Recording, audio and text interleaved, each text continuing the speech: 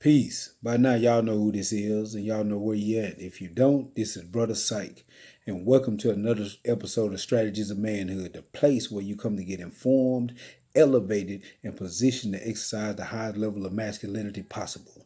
So let's begin. Today, I'm going to build on a topic that breaks off from the last topic that I built on. The last video that I dropped was the 6 things that a woman despises in a man. And I promise you that the following week I was going to give you today's bill, which is the 6 things that a woman admires in a man. So let's start with number one. One, the first thing that a woman admires in a man is ambition. A woman wants to put herself in position with somebody who she believes is going somewhere. And only a man who wants some out of life can ever get some out of life. So when a woman gets with you, for the most part, she is willing to invest her time, her energy, whatever sense that she has, her finances, and even her body into you to help you get to where you're trying to go in hopes that you're going to take her with you. And I said her body at the end because she knows, any conscious woman knows that her body was perfectly formulated and constructed to give you the highest level of peace and relaxation. And in that state is when you can formulate your highest and greatest plans. She is hoping that she is investing that type of time and energy into that type of man. Number two, intelligence. Intelligence is defined as the ability to deal with new and trying situations and to come up with beneficial solutions. A woman admires that ability and capability in a man. Now, don't get me wrong. She doesn't want to know it all. She don't want you to run around and try to tell her everything and solve every problem for her. A woman, like any other part of the human species, wants to be capable of dealing with her own issues. Sometimes what she values the most is your ability to use your intellect to let her vent. But see, the thing that she was waiting to see in you, or that she wants to see in you, is when a problem comes about, you have the intellect to come up with a solution. Number three, power and resourcefulness. Now, as I described or broke down in the Science of Mating Part 1, the political move. Oh, wait a minute. I haven't gave y'all that video yet, have I? That's in the book. but the video is coming soon, so subscribe to the channel.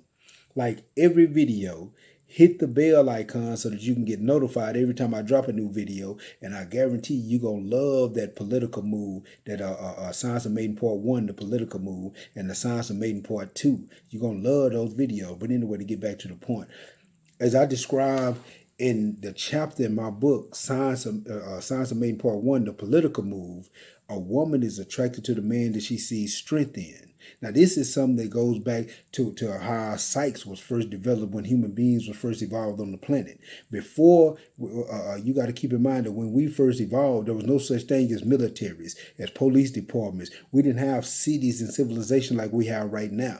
Human beings moved around in the wilderness in packs.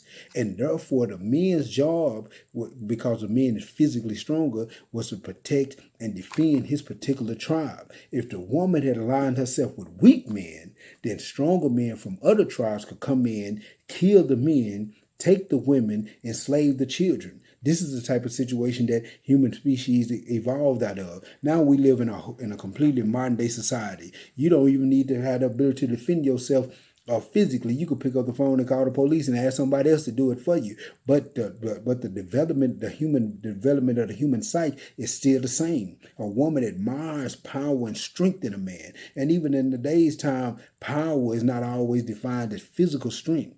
Power is defined sometimes as the ability to think, as the ability to maneuver, as the ability to strategize, and as the ability to make wise decisions.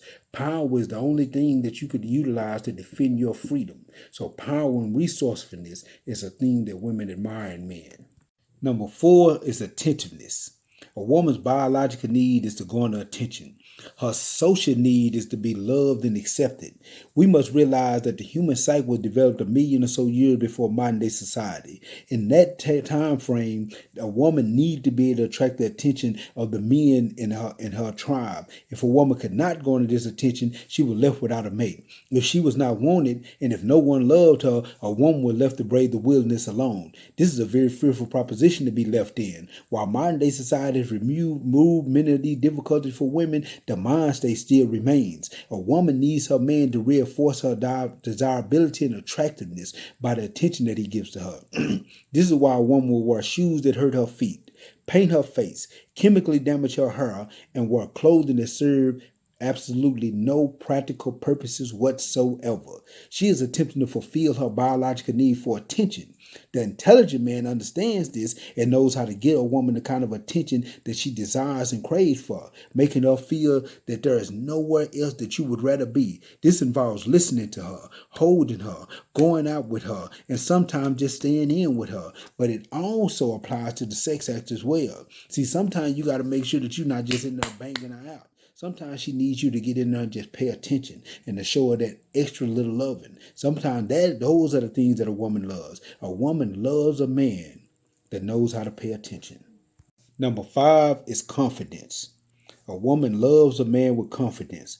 Confidence is about being self-assured and being able to stand strong on your own 2 feet with your head held high. A woman loves to look at the man that she's with and see that she's dealing with a confidently strong man.